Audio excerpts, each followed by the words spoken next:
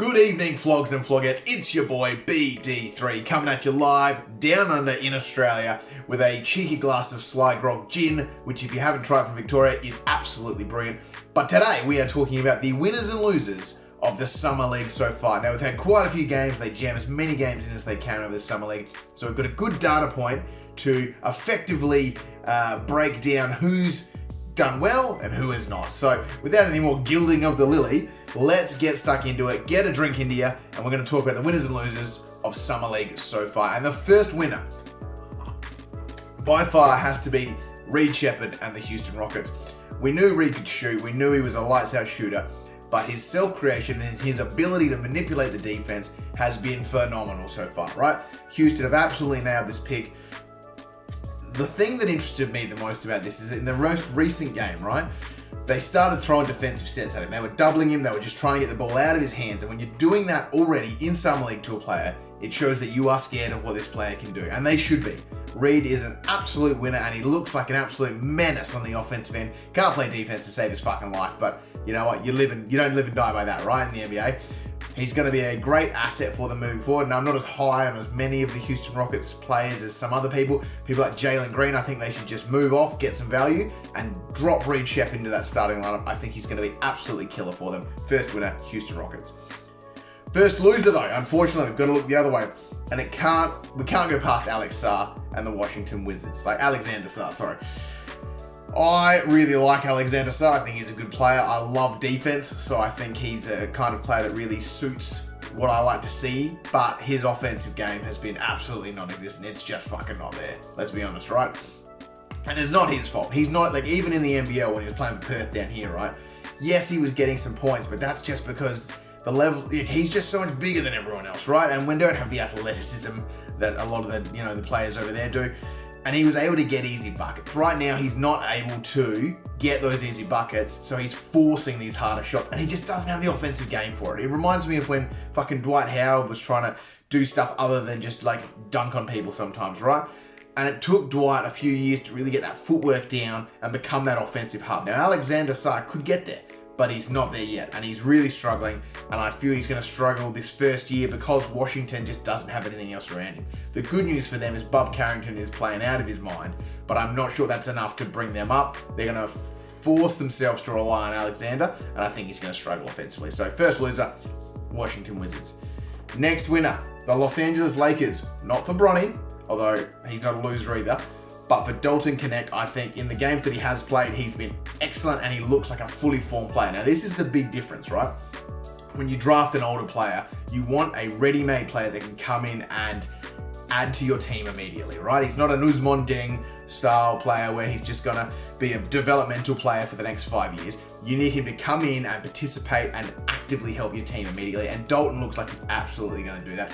I don't think he's ever seen a shot he doesn't like, and I love the confidence. He shoots with such confidence and conviction. You feel like those shots are going to go in, even if they don't, right? I think he's going to, throughout the season, from the start of the season to the end of the season, I think his minutes are going to go through the fucking roof, right? And they're going to be playing him a lot more come the end of the season, and he's really going to help them win. He can, and with LeBron there, he's going to get open shots coming out his ass. I think he's going to be awesome. He's been great so far. Thumbs up, Dalton Knecht, right? Next loser for me is going to be, I missed his name, Deron Holmes, playing for Denver, who unfortunately did his knee, it was the first game as well. It was straight away. He was playing, I think he played about 20 minutes and then it just went bang and it's gone and he's going to be out for the season. This is nothing to do with his skill level. This is just a sad thing. You hate to see it in sports, especially with these young kids that are just getting their first crack at succeeding in the game. It can really put them back.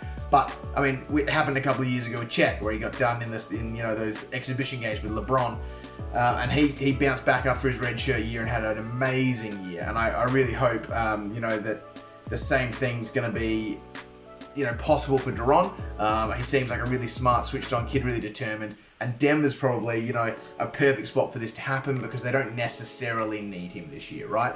But he'll be ready next year. He can come back fresh and really, hopefully, help them win. So, unfortunately, through no fault of his own, it's a thumbs down for Deron Holmes in Denver. But we're going to move back across to the thumbs up. Boom, right? And we're going to go with it. I'm going to absolutely butcher his name. Matthias Buzelis for Chicago. I absolutely love this story. Chicago kid, you could tell he wanted to go there, gets to go there, and then absolutely is just balling out. Like, this kid is going to be something special. He actually reminds me a little bit of Franz Wagner, right? I don't know why. I don't know if it's just because they're both European, but just a little bit of his game. He's got a little bit of that herky-jerky kind of, you know, keeps you off balance with his, you know, this. He's not necessarily the quickest person on the court, but he just throws you off balance with his changes of speed and direction. I think he is going to be absolutely awesome for Chicago. He's been put in a perfect position. He's going to have Josh Giddey feeding him the ball with pinpoint passes. Kobe White can shoot. You know, if they move, I think they need to move Zach LaVine. Just get him the fuck out of there and start the rebuild. But I really think he is a player that you can start to build a team around. I think Chicago have done a great job with this. It's a great story. Thumbs up. Chicago Bulls done. And our final one, our final loser for this, and look, it's not even a big one, right? It's just more, I wanted more, right? And it's Rob Dillingham for Minnesota. Now, if you've seen one of my previous episodes, you probably haven't because only about 4 people have. I was really high on this. I loved that Minnesota, even though they finished second or third in the West last year, they saw a player that filled a need that they had in that creative offensive player off the bench, and they just traded up to get him. They just said, fuck it, whatever it's going to cost, let's go get him. And they got him, right? And I think Rob Dillingham is awesome. I think he's going to be a great player, but he's been really tentative in summer league. It feels like he's holding back.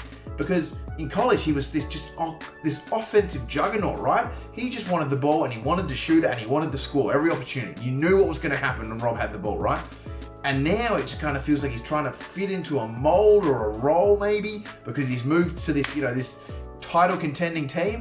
But Rob and Minnesota, if I can say anything, just let him be him, right? Let him go out there, be aggressive. Fucking, if he takes 20 shots, he takes 20 shots, but just let him try. Let him see what he can be rather than going, oh, let's try and put him in this role. Let's try and get him to facilitate a bit more. Let's try and get him to do this and that. He's going to be coming off the bench, so we need him to just be a guy that stands in the corner maybe. Don't do that. Let him be the player he's most comfortable being, which is that on-ball offensive juggernaut. And he will help your team, especially when Ant's not on the court. He can really do some damage. So it's been more of a disappointment. I know he's got more in the tank, and I know he's going to be better. I'm just a little concerned they're going to pigeonhole him in a role. It kind of reminds me of Domantas Sabonis in OKC, right? Domantas could do so much more than that, but he was just stuck in this role because Russ, the best version of the team was with Russ being Russ, right? But that just meant Domantas had to either stand in the corner and try and shoot threes or just get rebounds. That was his job. And then he got to go to a team where he could spread his rings and show his range and what he could do. And he became the Domantas Sabonis that we know today. So that's kind of how I feel about it. That's my concern. But it's a mild thumbs down for Minnesota so far. But I think Rob will bounce back. I think he'll be awesome. Now, I'm going to be coming out with some more videos, guys. I'm going to keep the shorts coming as well because they're fun. And when I'm drunk, it's easier to record 60 seconds than it is 8.5 minutes. But if you're enjoying these series, if you're enjoying me getting drunk and making an ass out of myself, please like, subscribe, wherever the button is. You know the fucking drill, right? And I will be back with more NBA content because it never stops. The NBA content never stops, and I never stop drinking, so it's a really good combination. So with that, I'm going to leave you guys. Have a great night, and as always, go fuck yourselves.